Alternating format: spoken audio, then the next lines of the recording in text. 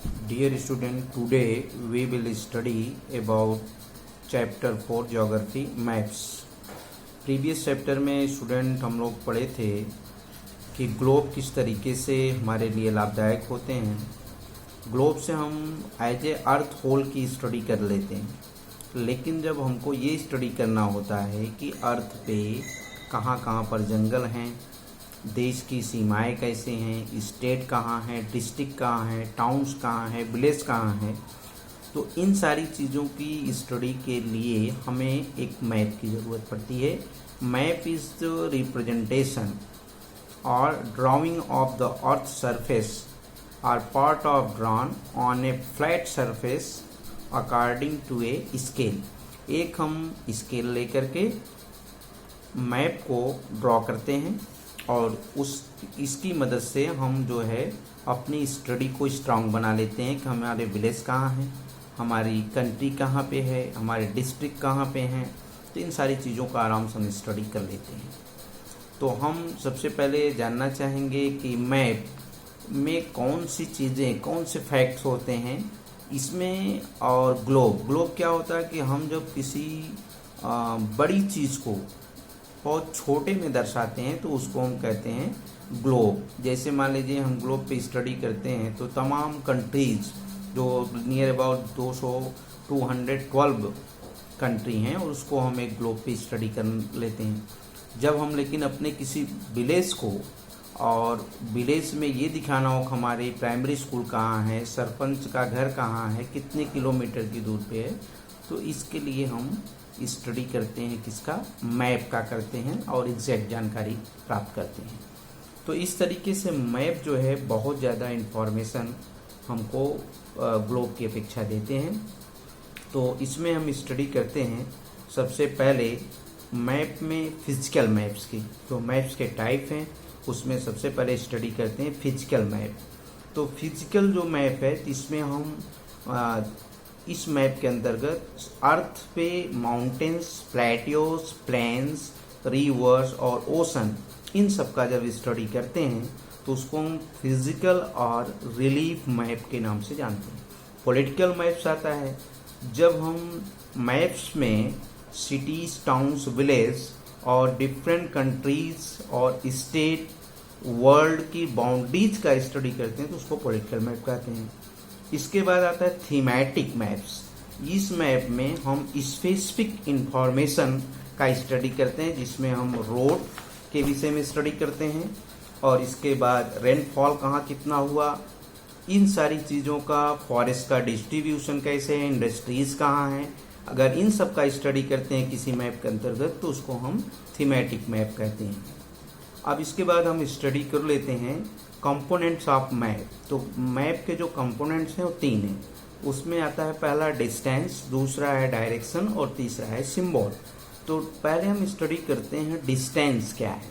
अब ये देखिए, अभी हम ग्लोब की बात कर रहे थे कि हम बहुत बड़ी चीज़ को बहुत छोटे से ग्लोब में पूरे वर्ल्ड को एक स्केल के सहारे स्टडी कर लेते हैं। जैसे हम अगर करें कि 2 सेंटीमीटर इक्वल टू, मैप में ले लेते हैं 2 सेंटीमीटर इक्वल टू 10 किलोमीटर, तो यानी 1 सेंटीमीटर इक्वल टू कितना हो गया, 5 किलोमीटर। अब हम एक 1 सेंटीमीटर की डिस्टेंस दिखा देते हैं मैप में तो ये क्लियर हो जाता है कि भाई ये दूरी जो है 5 किलोमीटर के इक्वल होगी। तो इस तरीके से डिस्टेंस का मेजरमेंट जो है हम कर लेते हैं। और इसमें हमने आपको बताया कि जो हम बहुत बड़ी चीज़ों को जब हम, जैसे अभी हमने आपको बताया कि ग्लोब का स्टडी करते हैं तो तमाम सारे कंट्रीज़ को एक ग्लोब पे, छोटे से ग्लोब पे स्टडी करते हैं, तो इसलिए इसको हम क्या बोलते हैं, स्मॉल स्केल मैप बोलते हैं। और जब हम किसी छोटी चीज़ को बड़े स्तर पे मेजर करते हैं तो उसको हम बोलते हैं लार्ज स्केल मैप। जैसे किसी गांव का मैप हो गया, इसको हम अच्छे से स्टडी करते हैं कि यहाँ वेल कहाँ है, गार्डन कहाँ पे हैं, पॉन्ड्स कहाँ पे है, स्कूल कहाँ पे है, कितनी दूरी पे है। तो ये सारी चीज़ों का स्टडी करते हैं तो उसको हम लार्ज स्केल मैप के नाम से जानते हैं। हमारा दूसरा इम्पोर्टेंट पॉइंट जो होता है वो है डायरेक्शन। तो डायरेक्शन में मैप में अक्सर आप देखेंगे कि राइट हैंड कॉर्नर के अपर पार्ट पे एन लिखा होता है। अवयन से ही हमको पता चल जाता है कि ऊपर नॉर्थ हो गया तो नीचे साउथ हो गया, फिर इसके बाद राइट हैंड साइड की तरफ ईस्ट हो गया और वेस्ट हो गया। इसकी मदद से हमें आराम से जो है डायरेक्शन की जानकारी मिल जाती है। इसमें जो नॉर्थ, साउथ, ईस्ट और वेस्ट का हम स्टडी करते हैं, इसको हम कार्डिनल पॉइंट के नाम से जानते हैं। और 4 इंटरमीडिएट यानी 4 इंटरमीडिएट डायरेक्शन होते हैं, जिसे NW यानी नॉर्थ वेस्ट और NE नॉर्थ ईस्ट और SW यानी साउथ वेस्ट और SC यानी कि साउथ ईस्ट के नाम से जानते हैं। तो इस तरीके से नियर अबाउट 8 डायरेक्शन के विषय में हम स्टडी करते हैं। और हम इसके मेजरमेंट के लिए, दिशाओं को जानने के लिए कंपास बॉक्स का भी इस्तेमाल करते हैं।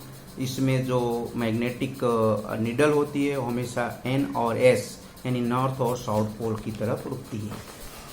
नेक्स्ट चीज का स्टडी करते हैं हम स्केल। इसमें सिंबल की बात कर लेते हैं। तीसरा पॉइंट है इम्पोर्टेंट कंपोनेंट ऑफ मैप का। ये तीसरा पॉइंट है कि जब हम ये स्टडी करते हैं कि एक्चुअल शेप में, जैसे buildings, roads, bridge, trees, railway lines, इन सबको अलग अलग सिंबल से हम जो है दिखाते हैं। जैसे रेलवे लाइन के लिए एक स्ट्रेट लाइन करके फिर क्रॉस लाइन कर देते हैं तो ये पता चलता है रेलवे लाइन से। इसी तरीके से रोड के लिए डॉट डॉट कर देते हैं, बाउंड्रीज के लिए है, और वाटर को दिखाना है, रिवर को दिखाना है, ब्लू करके दिखा देते हैं। तो इस तरीके से कहीं प्लांट को दिखाना है तो ग्रीन करके दिखाते हैं। तो वेरियस टाइप के कलर्स जो होते हैं हम यूज करते हैं किसी चीज को दिखाने के लिए।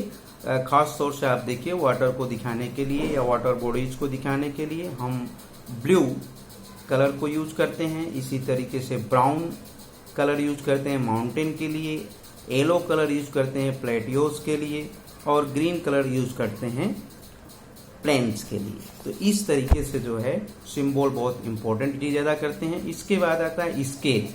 ये एक महत्वपूर्ण पार्ट होता है। स्केच में क्या होता है, किसी चीज को हम स्केच, जैसे हम सुनते हैं कि एक टेररिस्ट अंदर आ गया और उसकी शारीरिक फिजिकल बनावट ऐसे, तो एक अपने मन से हम एक ड्राइंग बना लेते हैं। और जो अनुमान के साथ किसी चीज को बनाया जाता है जिसमें रियलिटी कम होती है, उसको हम स्केच नाम दे देते हैं।